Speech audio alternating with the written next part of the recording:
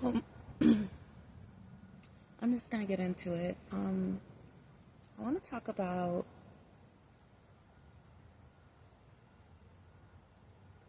whether or not it is human nature for us to judge one another based on our past. And again, I have to use a personal example.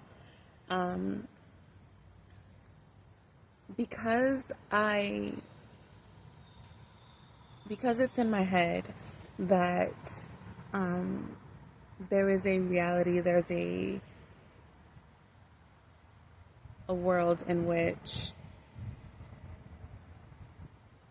we say we love somebody and we don't use their past to shame them and to manipulate them into doing what we want them to do.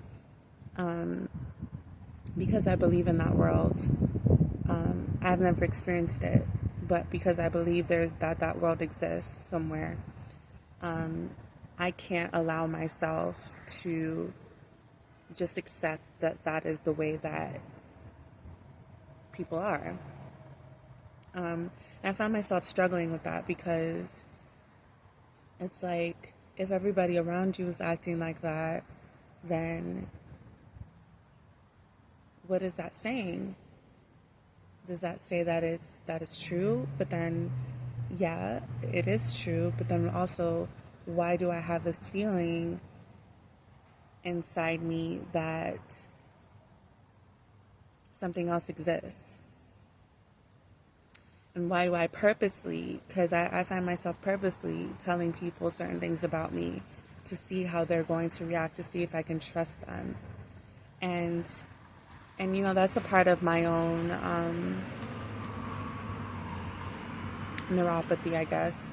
That's a part of my own issue, my own toxicity, where I know that I can't trust a person, but I engage with them anyway and push them to the point to where they do things to hurt me just so that my idea can be validated. Oh, see, I knew you were going to hurt me. I knew you were going to use my past against me. I knew you were going to do this. I knew you were going to do that, just to prove that. And so that's my own toxic trait. That's my own issue, right? But also on the flip side of that, that's also me fighting for something better in my life. That's also me fighting for this imaginary unicorn of a person or of a relationship where I don't experience that, where I tell somebody something about myself and they respond in a way that's like, oh, well, that's interesting. Wow, it's amazing that you went through that and you're now, this person. Like, they use it as a way to understand me, relate to me, rather than as a way to shame me and all that kind of stuff. And I also think the reason why people do that, they shame you for your past, is because they're ashamed of their own past. They haven't accepted their own past. They haven't accepted certain things about themselves. So they're never going to be able to accept you. And so eventually I will get to the point in my life, in my journey, where I accept that I'm the only one keeping myself in these positions or in these relationships or in these experiences in this cycle where I keep meeting people who will use my past against me, will shame me for my past, because maybe I haven't completely accepted my own, or maybe whatever it is, right? I'm done trying to understand it or trying to judge it or trying to figure it out or trying to change it or whatever it is. It just is what it is. I'm at the acceptance point, and that's how I know it's going to change very soon. That's how I know I'm going to evolve, like something, like I've been saying for a while, something big is about to happen. And I know it because I am accepting who I am. I'm accepting how I am and not trying to change it, not trying to look for ways to be different, better, or whatever, right? So that, I don't know, that like bothers me. It, because everybody will tell you, you know, you can't get into a relationship and tell your partner certain things about you. Like, you have to keep certain things to yourself. Like, it's not anybody else's business. But I just don't want to live my life like that.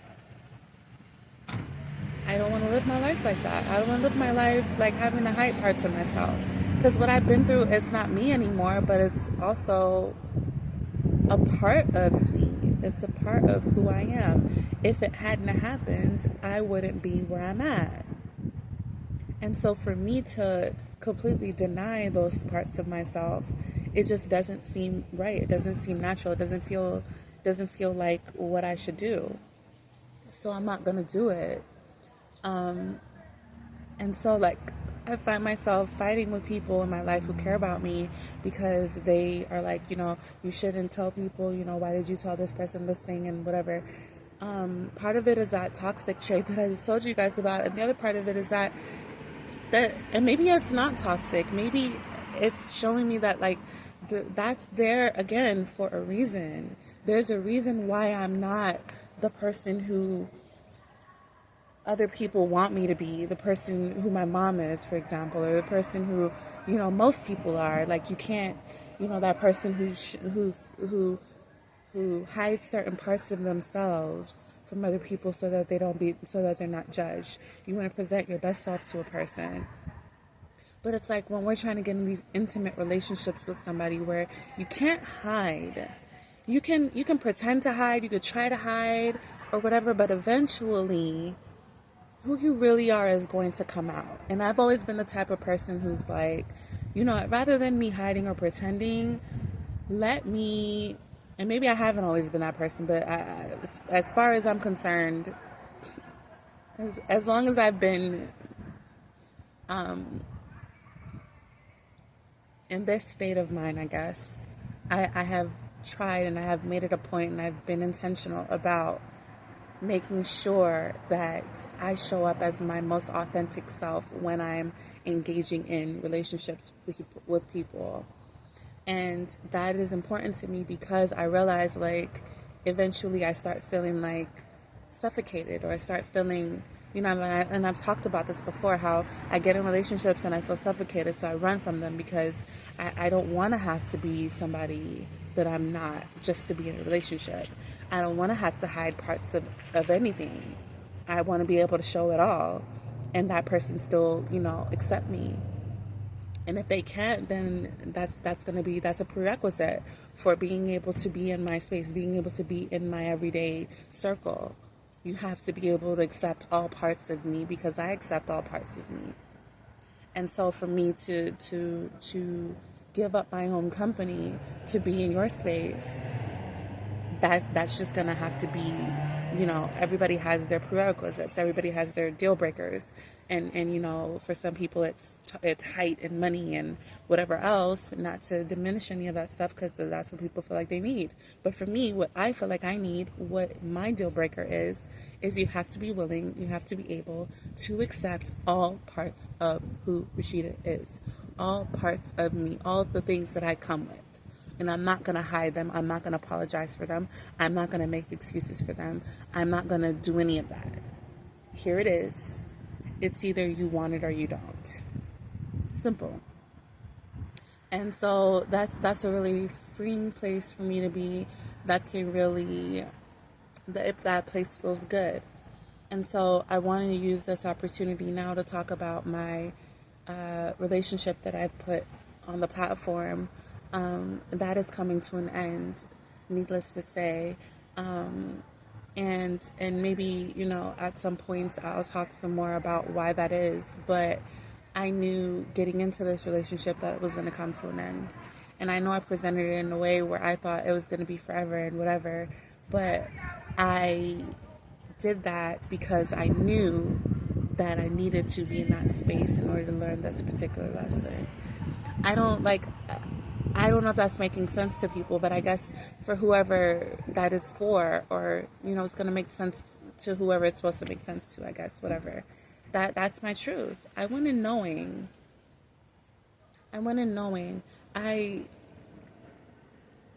that's just how I've chosen to live my life at this point. It is what it is. I'm not going to judge. I'm not going to put any regrets out there. I'm not going to put any jabs out there towards that other person. It just is what it is. I went in knowing that it was going to come to an end eventually for this particular reason, but I also knew that I needed to go through it because there was something in me that wanted to go through it. There was something in me that wanted to ignore the red flags. There was something in me that wanted to experience this particular thing with this particular person. And so I did. I didn't rob myself of that opportunity. I didn't rob myself of that experience. And so here it is. It is what it is. I was true in my desire at the time, and probably still a desire of mine, to be with someone and to find somebody to do life with, settle down, be stable, all that kind of stuff. I am feeling the pull and the draw to do that. But I also know that it's not a rush. It's not a necessity. It's not a urgent matter. Right? So, and I knew that going into this, but I leaned into all of the things on purpose. I leaned into all the falsities, all the lies, all of the toxicness, all of the things that I had told myself when I knew that they weren't true. I leaned into all of that so that I could get to this point. And I know that sounds crazy, but I don't know what else to do. I don't know how else to do this. We're all trying to figure out how to live life. We're all trying to figure out how to do this, and that's what I chose at the end of the day. It is what it is. Again, nothing against him. He behaved how he behaved. I behaved how I behaved. We learned what we learned. It is what it is. It is not completely over. There are still things for us to, still things that need to be uncovered. There's still truths that need to be uncovered. There are still paths that need to be laid out. But the end is inevitable for all things, even my life, even life itself. So, that's it. Yeah. That's where we're at with the situation. That's where we're at with it. So yeah, I'm outside, as you can see, outside of my dwelling, for now, the place in which I dwell for now, and I'll see you guys at the next one. Until then, be well.